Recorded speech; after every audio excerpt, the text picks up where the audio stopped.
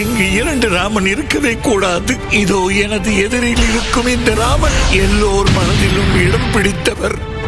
என் ராமன் என்று அவன் தந்தையை சிகரத்தில் அமர வைத்து விட்டான். மகாராஜா தசரதருடைய மனதில் இன்று வரையில் இடம் பிடித்திருப்பது ராமன்.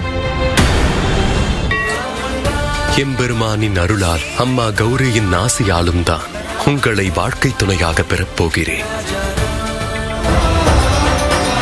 பரதா,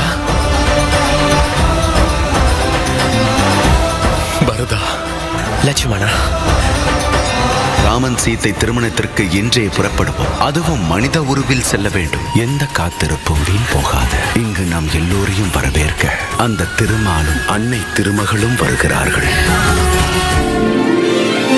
ஒன்றுக்கும் மேற்பட்ட மகன்கள் இருந்தால் எப்படி இருக்கும்?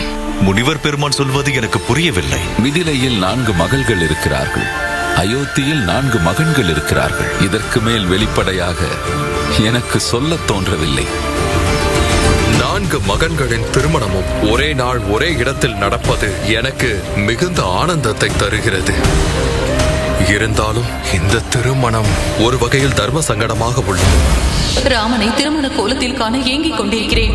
நம்முடைய மகன் பரதனின் திருமணத்தில் அனைத்து சம்பிரதாயங்களிலும் நீ இருப்பாய். நதியோடு இருக்கும் மண்ணை போல நம் இருவரின் உறவும் இருக்க வேண்டும். நான் இன்று போலவே என்றும் உங்களிடத்தில் அன்புடனும் பாசத்துடனும் நடந்து கொள்வேன்.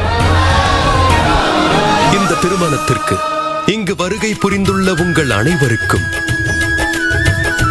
நாங்கள் வணக்கத்தை தெரிவித்துக் கொள்கிறோம்.